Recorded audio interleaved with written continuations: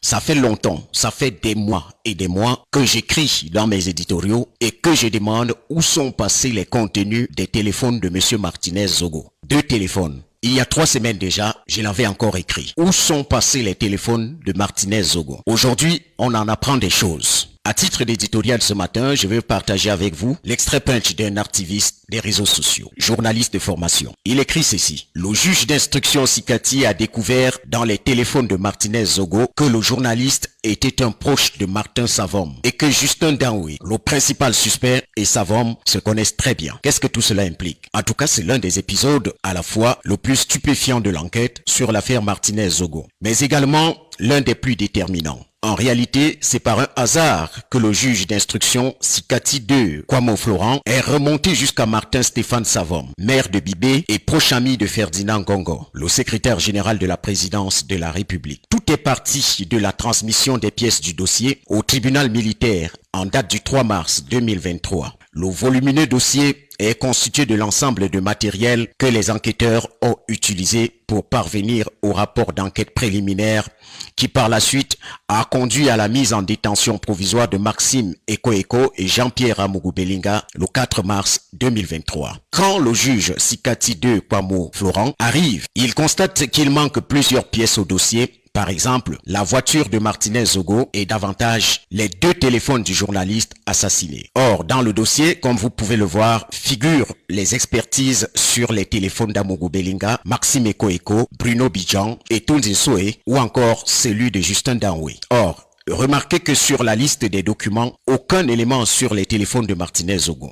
Chose étrange, alors qu'il s'agit de la victime. Le juge d'instruction demande alors qu'on lui ramène les téléphones de Martinez Zogo. Curieusement, ces téléphones qui pourtant trouvés au CED où la commission mixte mise sur pied par le chef de l'État Paul Biya a travaillé ne s'y trouvent pas. Après plusieurs jours, les téléphones sont découverts à la police qui elle-même avait ouvert une enquête pilotée par le commissaire Vincent Meva, chef service des grandes enquêtes au cabinet du délégué général à la Sûreté nationale, Martin Bargangele. Chose encore plus étrange, il est indiqué dans le dossier que Martinez Zogo avait 2 téléphones. Or, c'est un seul téléphone qui est remis au juge Sikati finalement. Le juge d'instruction demande où est passé l'autre téléphone de Martinez. On lui fait savoir qu'il a été détruit, c'est-à-dire une pièce à conviction capitale dans le dossier a été détruite. Le juge adresse un rapport pour la haute attention du président de la République. Le juge d'instruction décide de commander une expertise judiciaire sur le seul téléphone de Martinez Zogo en sa possession. Les révélations de l'expert judiciaire sont une patate chaude entre ses mains. Le juge découvre que Martinez Zogo avait des relations privilégiées, notamment avec une personnalité envers une personnalité dont le professionnalisme m'interdit de citer le nom et son épouse. J'y reviendrai, ne vous en faites pas, c'est une bombe. Mais surtout avec un certain Martin Stéphane Savom, avec lequel il échange régulièrement. Un rapport est également adressé au ministre de la Défense pour la haute attention du chef de l'État. Plus le juge d'instruction constate que des échanges constants se sont déroulés entre Martinez Zogo et Martin Stéphane Savom la veille, mais également le jour de l'enlèvement du journaliste. De quoi intriguer le juge Sikati qui comprend que Martin Stéphane Savom est un élément clé dans cette affaire, surtout que son nom est revenu dans le cadre d'une autre procédure déjà engagée au tribunal militaire contre 2 personnes qui assuraient prétendument la sécurité de Martinez Zogo avec des équipes militaires. Mais il y a encore plus grave.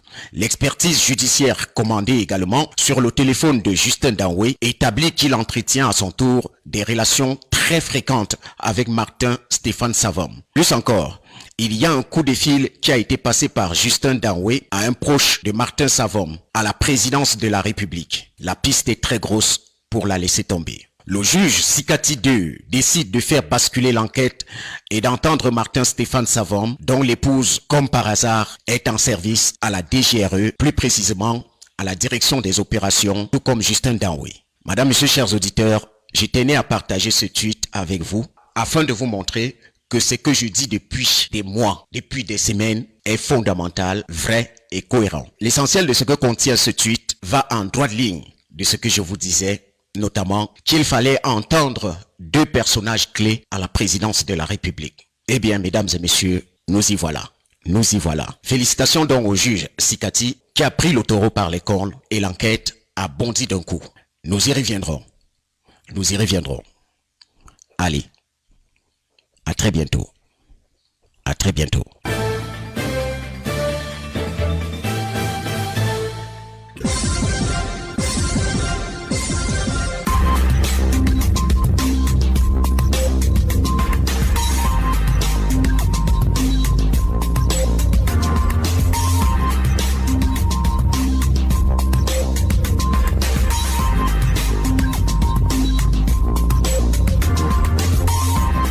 L'éditorial du matin, c'est une réflexion sur l'actualité brûlante. C'est tous les matins. Sismondi Barlev, Bitloka. Il repousse sans cesse les limites de la radio.